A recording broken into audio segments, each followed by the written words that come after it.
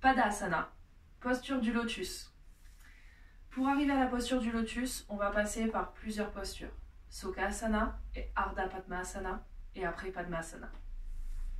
Voici ce qu'il faut faire pour pouvoir atteindre la posture du lotus. En premier temps, vous avez dû le faire dans vos exercices de déverrouillage articulaire, mais vous devez détendre au niveau du cou de vos adducteurs. Vous allez vous asseoir, écarter les jambes et chercher à redresser votre dos. Vous allez rester sur cette posture-là. 5 respirations, j'inspire par le nez et j'expire par la bouche.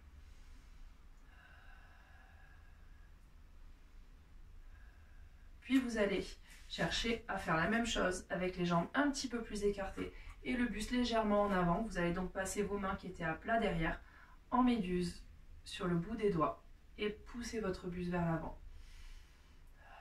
Le dos toujours le plus droit possible. 5 cycles de respiration également. Après, vous allez pouvoir faire du papillon. Vous allez donc chercher à approcher les talons le plus près de votre pubis, saisir la pointe de vos pieds et battre pour que vos genoux cherchent à descendre le plus bas possible. Inspirez, soufflez pendant 5 cycles de respiration, puis cherchez à avancer votre buste, toujours le dos le plus droit possible. Hop.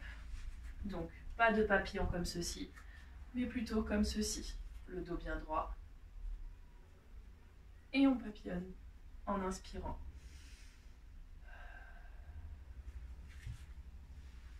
Une fois vos 5 cycles de respiration, 2 fois 5 cycles de respiration faits sur votre papillon, vous allez travailler votre mobilité de cheville pour pouvoir passer le lotus, c'est très important.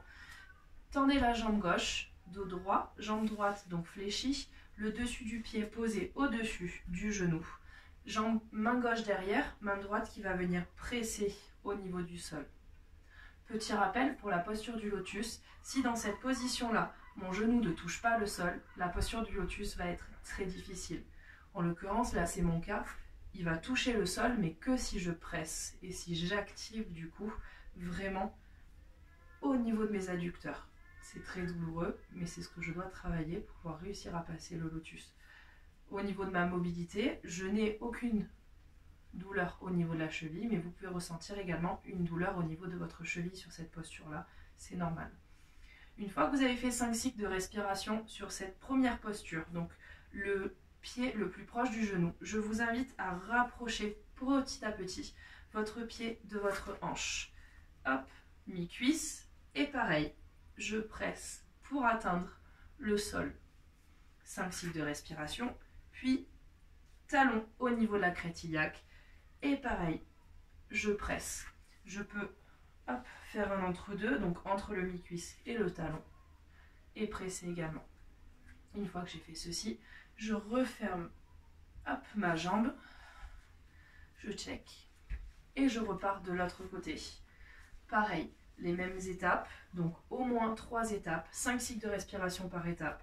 Le dessus du pied, donc vraiment en retournant votre pied, il faut que vous soyez capable de lire sous votre pied. Main droite derrière, main gauche qui presse. 5 cycles de respiration de chaque côté. Et toujours le dos le plus droit possible. Hop. En aucun cas, je vais presser mon genou comme ceci. Mon bas du dos est le plus droit possible. Ma main derrière peut être posée proche de mes fesses. Et je pousse. Puis, je monte vers ma crête iliaque. Deuxième étape, mi-cuisse. Et troisième étape, vers la hanche.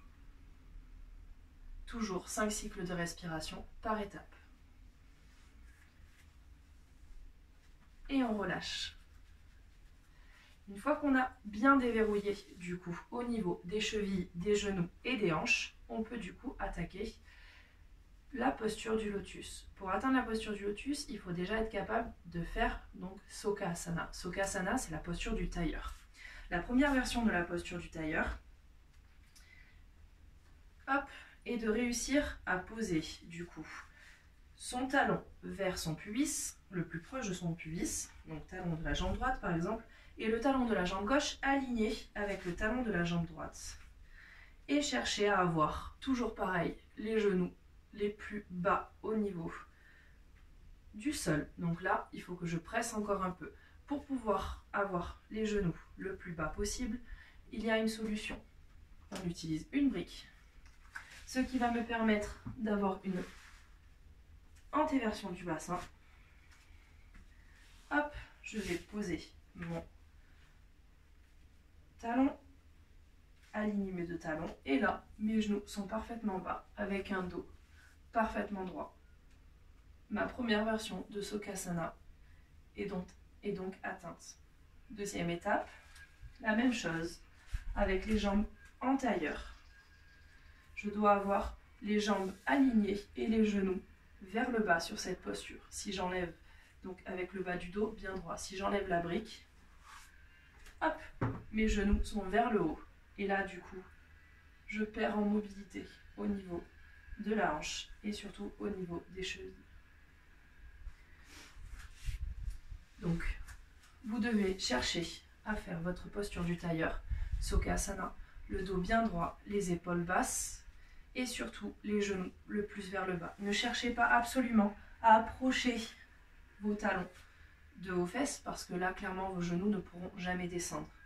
Donc, n'hésitez pas à ouvrir légèrement et à poser cheville contre cheville. Hop, pour pouvoir avoir la posture la plus confortable en Sukhasana. Sukhasana, Ardha Padmasana et Padmasana sont logiquement des postures de méditation. Vous devez avoir donc une posture la plus confortable possible pour vous.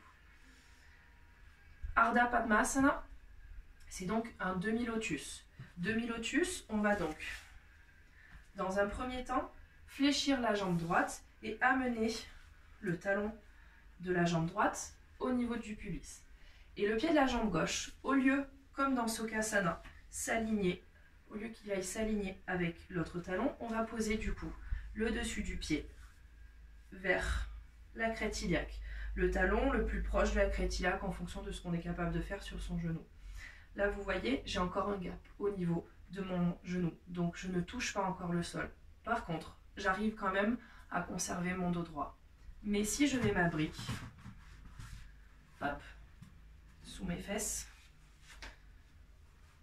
je peux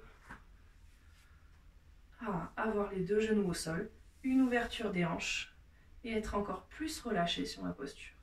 On a donc un Ardha Padmasana. N'hésitez pas à tenir minimum 2 fois 5 cycles de respiration sur Sukhasana et sur Ardhasana sur chaque côté. Forcez-vous, on a toujours un côté plus à l'aise que l'autre. Forcez-vous à travailler vos deux côtés.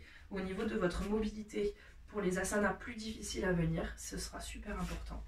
Donc, talon gauche au niveau du pubis et pied droit qui vient se loger par-dessus, le plus proche possible en fonction de ce qu'on est capable de faire, de la cuisse et les genoux, les deux genoux en contact avec le sol. Et on déroule bien le dos. Je vous montre de profil. Hop. Hop. Hop. Les genoux vers le bas. Et le dos bien droit.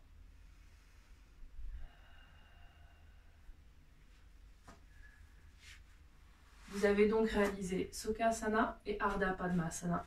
5 cycles de respiration minimum par côté. Une fois que vous avez fait ça, sachez que si vos genoux ne touchent pas le sol, vous allez avoir du mal, toujours, même dans ces postures, même avec ces étapes-là et la brique, à atteindre Padmasana, la posture finale du lotus.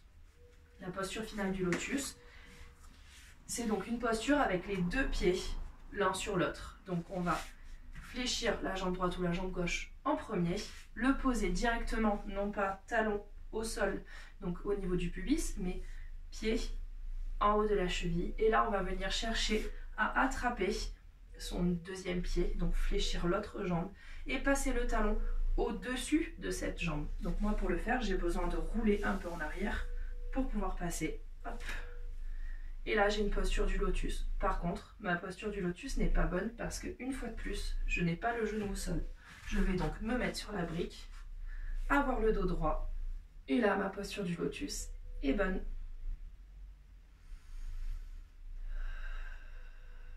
Cinq cycles de respiration. Puis je déverrouille, hop, doucement, sans me faire mal. Une jambe après l'autre. J'enlève la brique, je détends mes jambes, je check. Attention, ça sollicite énormément les genoux. Et j'essaye de l'autre côté. Hop. De ce côté-là. Je fléchis et là, j'essaye de faire venir mon talon au-dessus. Hop. Au whis. De mon pied. Hop, voilà. Là, pareil, vous voyez le gap qu'il y a de ce côté. Je suis obligée de me mettre sur la brique pour pouvoir avoir un bassin ouvert et un dos le plus droit possible. Padmasana est accompli.